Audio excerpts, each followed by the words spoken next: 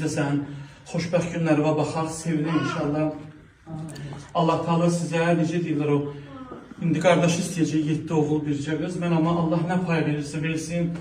Sən bacın da sənə əmanətdir, bilirsən. Ayraviz də bacımı sevir, çox istəyir. Sən də ondan da gayet çok yaxşı. Allah var ki,